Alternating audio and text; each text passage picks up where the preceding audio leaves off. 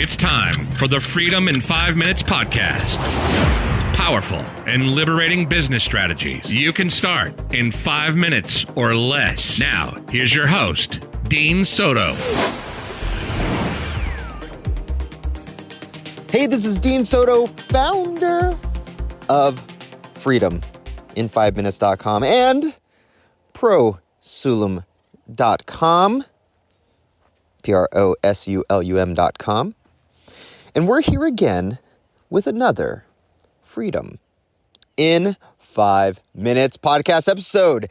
Today's topic is this: using more energy doesn't mean you're more productive. That and more coming up. Well, good morning.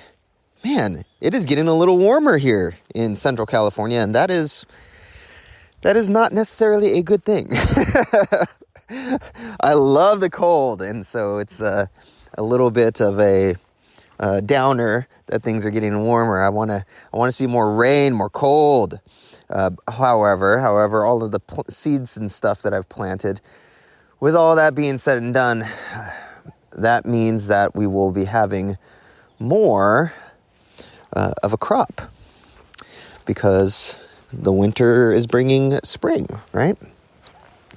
I'm actually looking at one area that I planted right now. Let's see if anything's popping up. So I create these food forests. At least I'm trying to start creating food forests so that in different places where we're at, it's not just a normal homestead, not just a normal farm, but actually, an actual food forest that I can go walk to and go pick out some lettuce, go pick out whatever. So anyway, it takes a lot less energy to do that, but you have to have the right conditions. You have to have the system that's already set up around trees and so on and so forth. And it kind of leads me on to what we're going to be talking about today. So yesterday was really cool. Yesterday I went and did some jujitsu. So some Brazilian Jiu Jitsu, which if you've been listening for a while, you know that I've been doing it almost a year now. I love it. It's such a good way to exercise. It's a good way to also learn more about yourself and develop skills of self-defense. One of the best. I was so hesitant at first when I first started doing the whole jiu-jitsu thing, but now I'm like, oh my gosh, this is great. Why did I ever not do this before? So it's interesting because it's New Year's, right? And so with New Year's comes a whole mess of people who have New Year's resolutions, and they want to get in shape, or they want to learn something new. They want to start doing something new, right? And that leads to bigger class sizes. Not even just bigger class size, and not only just bigger class sizes, but it also leads to the idea that it also leads to new people who are brand new to the sport, but might be totally fit. They might be muscular and fit and wrestle or do whatever. They come to the sport, and it's a great way and a great time to test what you actually know. Okay, so after every class that we have on Tuesdays and Thursdays, we do a bit of rolling. We do about maybe a half hour of what we call rolling. It's sparring. It's actually doing jujitsu with each other and trying to submit each other, right? And so there was this one guy. I'm not going to say his name, but he's definitely fit, and you can tell that he does something like CrossFit or something of that nature. And the guy is, I want to say he's probably about the same age as me, maybe between 30 and 40, around that. And when I see him, like, the initial reaction is like, oh crap, this guy's gonna destroy me, right? This guy's going to absolutely destroy me because he's all fit, and he also, I think, wrestles and all that other stuff. So So it's after class. We finished class. I went and said hi to him and stuff like that, and asked him, hey, have you done any martial arts at all? Have you done Brazilian Jiu Jitsu at all? And he did, I think, one time, one class before. And so it was interesting. So like I said, my initial reaction was, oh my gosh, this guy's good, because he was definitely ripped. He definitely let me turn on airplane mode real quick. Hold on one second. Just had a telemarketer try and call me.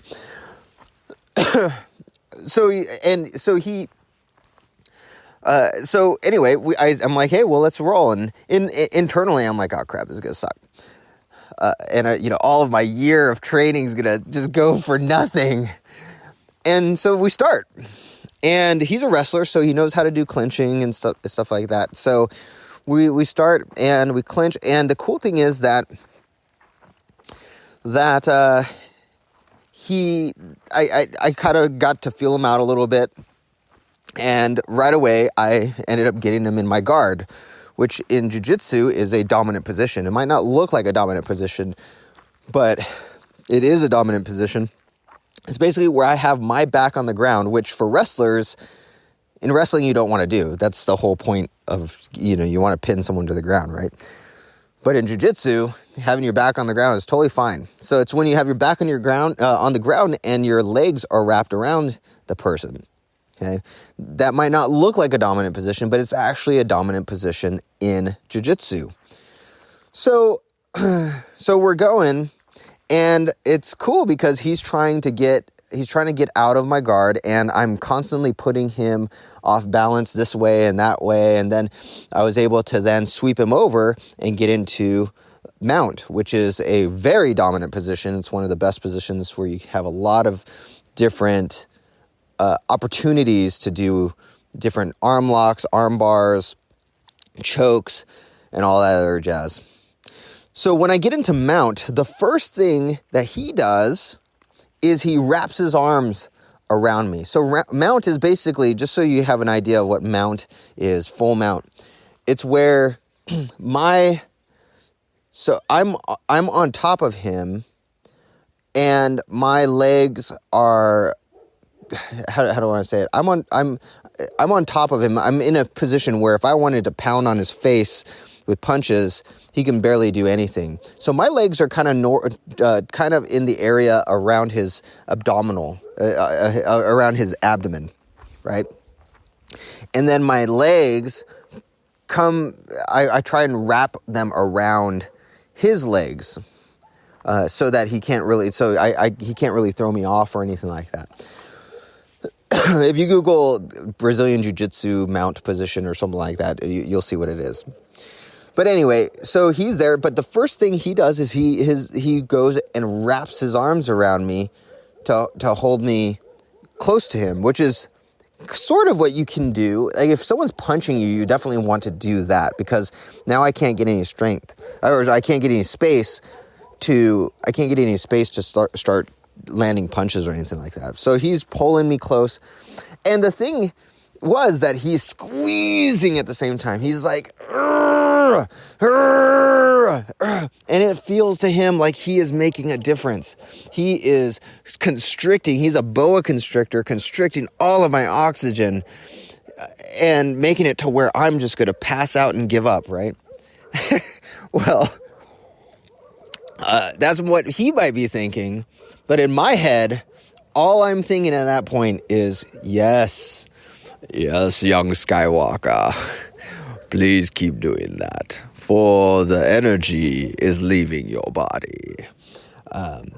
So as he's doing that, all I'm thinking is literally, yes, keep doing that, because you're going to get very tired.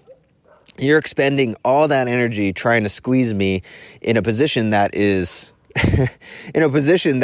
not going to do anything for you or for me.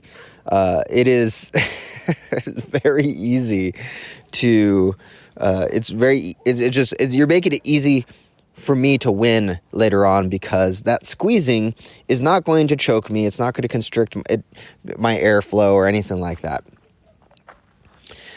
And so he keeps doing that. And I just wait it out. And I can tell he's starting to get tired. So now I move in for different submissions. And ultimately I submit the guy. And one of the first tips I gave him was, don't try to escape. Don't try to squeeze. Don't try. Like if you're in a position where you are not the dominant one, the person really cannot submit you, cannot do anything unless they move first. Okay? So say I got you into mount. Well, now I got you locked in and you're not going to go anywhere. However, if I actually want to do anything to you, if I want to make it to where I armbar you or do some kind of submission hold on you, I have to move first, which means I have to start creating space. I have to start creating and setting the tempo of everything. And as soon as that happens, now I can, if I was on the bottom, if I was the one that was in the non-dominant position, I can start doing things that take advantage of that space that you just created. But if I try and escape, I try and do all this stuff, I try and move around, I try and squeeze, I try and do all this stuff, get me out of here, get me out of this, I don't like it, then I'm using all of that energy and wasting it. And while it might seem like I'm being productive, it might seem like I'm squeezing and choking and I'm doing all this other stuff, it is not. I'm actually losing energy in the long run. So why is this important? It's important because we do this a lot in business, right? We do this a lot in business. We all know, whether it's you or whether it's somebody else, we all know those workaholics, right? We all know those people who are so proud that they pulled an all-nighter, that they're so proud that they were up till 2 o'clock in the morning working on something and finally got it done, right?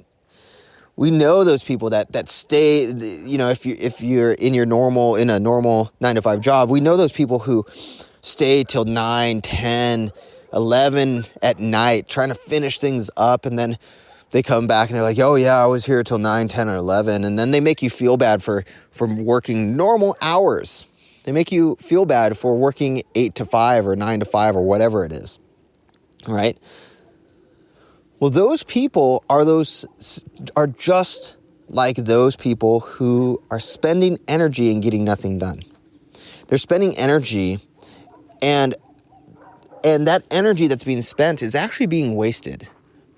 The fact that they even have to stay that long is an indicator that there's something wrong in the system. There's something wrong in the process.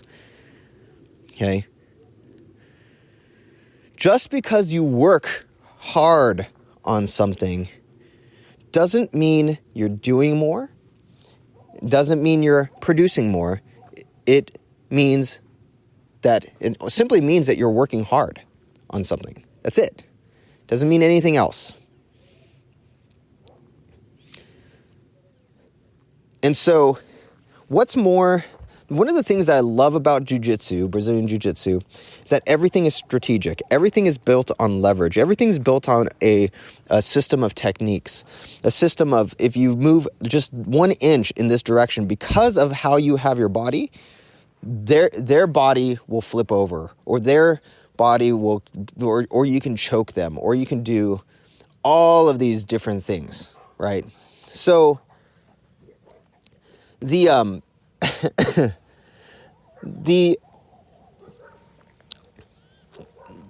big thing in business is to pay attention. If you're working hard on something, if you're working on something and something that's done over and over and over again, especially, it's a big indicator that you're wasting a lot of energy. If you have a team, you should have a standard operating procedure that your team can then use to do that thing so you're not doing it. So now you can step back, be more strategic, find points of leverage, and have your business grow and excel in so many different ways. if you're working hard. And I'm not saying hard work is not, trust me, hard work is great when it is necessary. Hard work is great when it's necessary. But if you're just working, if you're the boss and you're working 12 hours a day, every day on the same thing, and it's stuff that your team can do, or stuff that you're doing over and over and over again, and you think your team can't do it, more than likely you're wasting energy.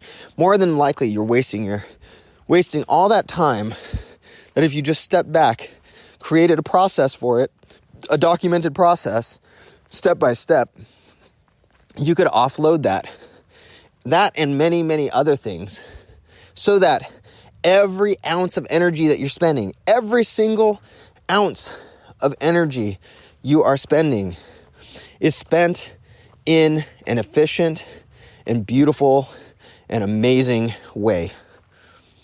So right now, what are you doing where you are constantly spending energy?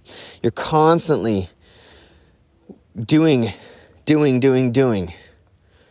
right? What are you doing right now that over and over and over again, and you use it as an excuse over and over and over again, you're doing these few things that's keeping you in the office for 12 hours. Take a hard look and really truly see, especially if you've learned how to do this thing over time, more than likely somebody else can do it. What are you doing right now that if you simply handed it off, created a process for it, that energy that you're spending can be best used for something else? So this is Dean Soto, Freedom in 5 Minutes. Go check out freedomin5minutes.com. We have a lot of amazing stuff there. Masterclass. We have our business process scorecard. Go check that out. And go to prosulum.com, prosulum.com, if you want to be able to do these processes, create these processes in 5 minutes. In as little as 5 minutes, get them step by step, have someone do it for you so you never have to do it again. Go get a virtual systems architect that's dedicated to you. They're like a virtual assistant with superpowers. And go check that out. And if you go to prosulum.com and you try to exit, it will come up with a brand new course that you can subscribe to. It's a 4-day series. And it'll teach you how to create all these processes, teach you how to create step-by-step processes so you don't have to do this stuff and waste all that energy on stuff that doesn't matter. All right, so this is Dean Soto, freedomin5minutes.com. This is the Freedom in 5 Minutes podcast. I will catch you on the next Freedom in 5 Minutes podcast episode. Thanks for listening to the Freedom in 5 Minutes podcast. Now, head over to www.freedomin5minutes.com and register for our free masterclass and discover how to start systemizing and automating your entire business 5 minutes at a time. We'll see you next time on the Freedom in 5 Minutes podcast.